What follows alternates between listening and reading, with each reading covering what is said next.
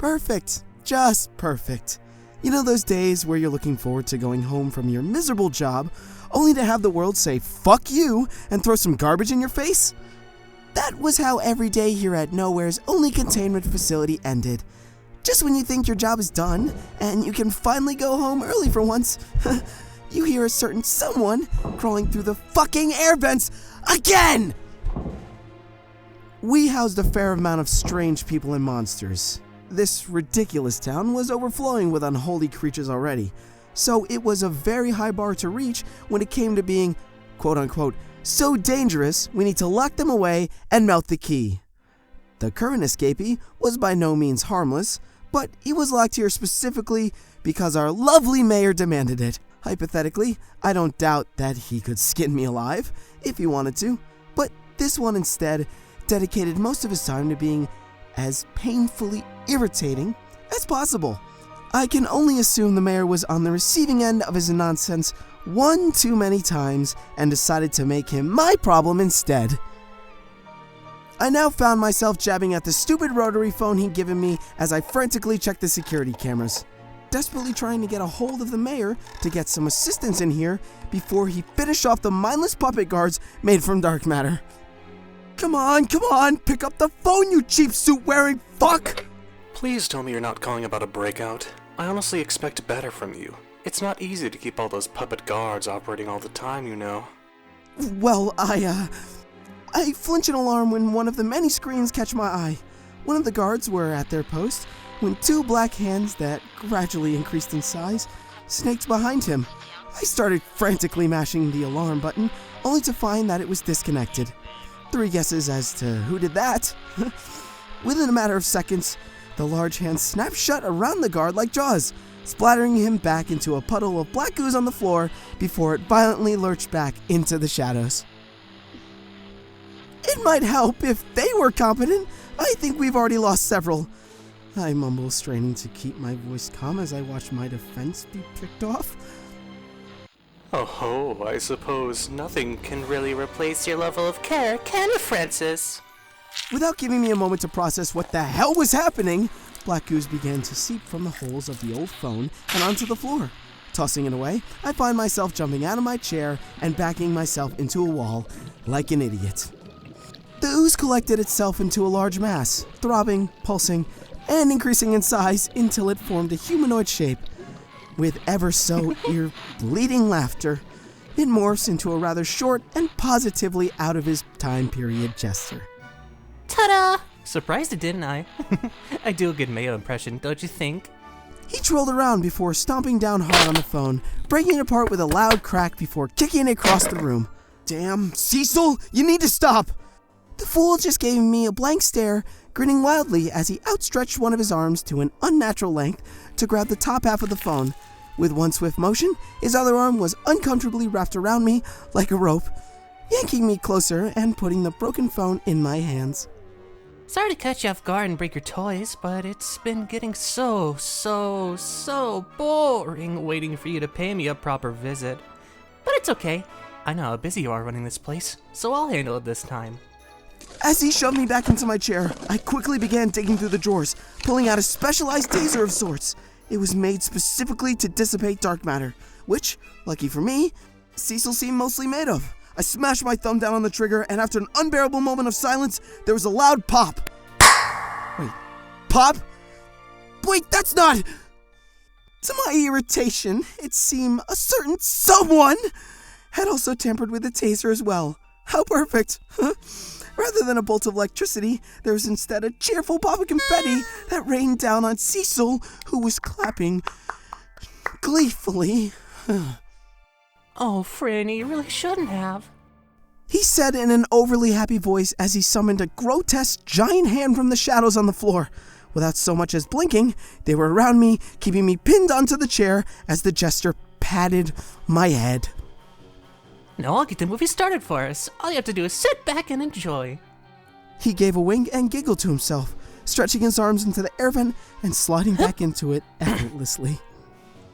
For a moment, I just sat there, holding my breath and listening to the small bangs of his limbs crawling around up there, waiting until they started to fade, becoming more distant.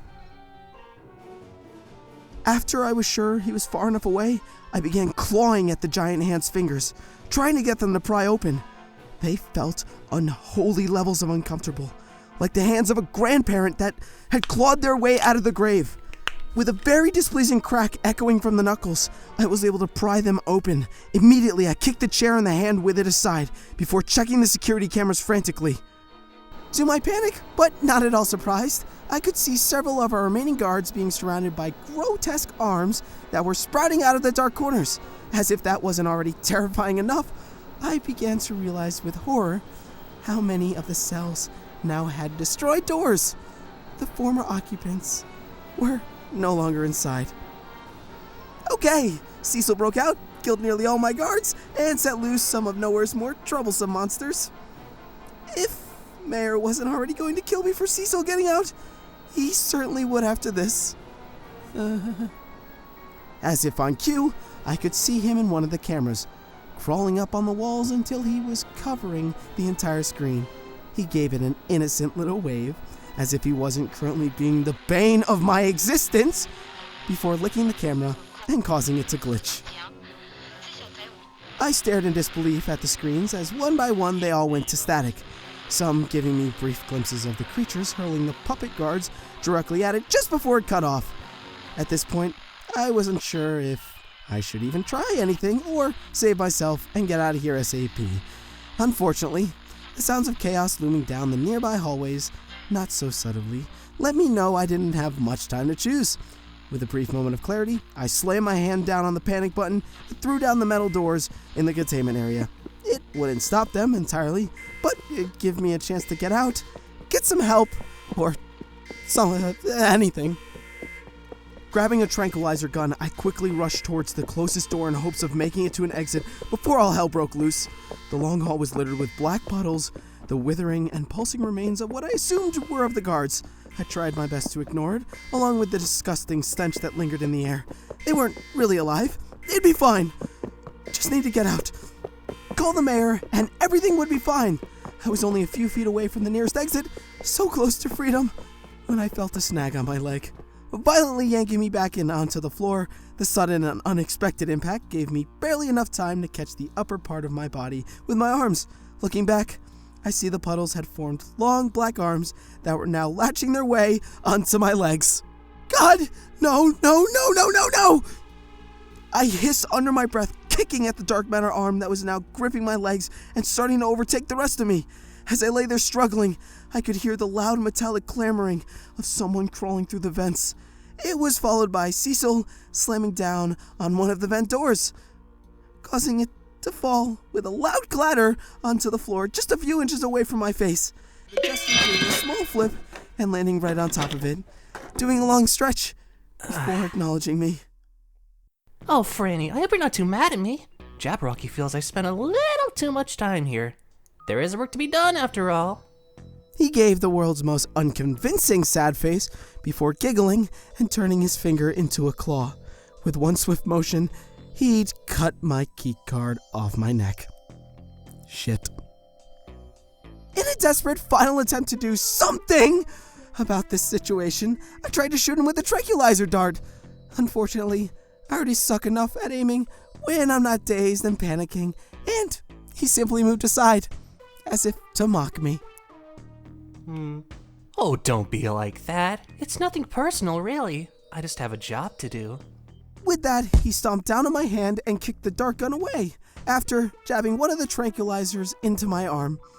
Don't worry, I already called Mayo. He should be here before any of the others make it to this part of the facility, though they seem pretty excited to break out, so we'll see how that goes. I grimaced and tried to sit up, but everything had just become far too much for my body to handle. My vision began to blur, and the last thing I saw before slipping into unconsciousness was Cecil joyfully skipping out the door. His dark hands began to cover me, and I started to get very tired. The jester slid out of the containment facility, paying no mind to the distant noises of destruction and chaos he'd caused. Glancing back at the door, he licked a finger and poked at it. A black glob of dark matter formed, starting at his fingertip, and grew around the handle, sealing it shut. A small, microscopic part of him felt a little bad for leaving Fran to deal with all of that, but he quickly smothered it. The discourse that was ensuing inside the facility was no longer of any concern to him. Cecil hummed a little song to himself as he strolled out, leaving it all behind. He turned on his heel to leave, satisfied with his work, but quickly stopped when he noticed something left in the very not well-attended garden on the side of the building. A very old, battered skull laid in the overgrown weeds. Oh, my jabber, Barnabas, you waited for me. With an overjoyed squeal. He gushed happily, but quickly paused and looked over it carefully, stroking his chin. Wait, something's not right. Cecil mumbled under his breath, squinting at the old bones that looked back at him blankly. Hey, did someone take your jaw?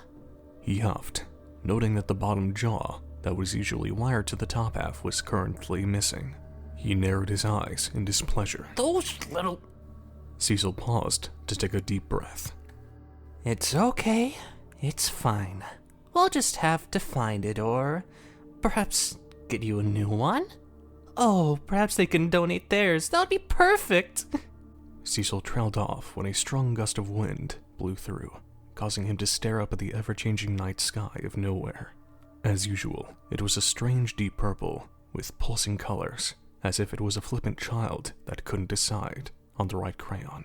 After a moment, he grinned wickedly before giving an overly theatrical bow. You hear that, Your Majesty? Our Lord Jabberwocky is calling.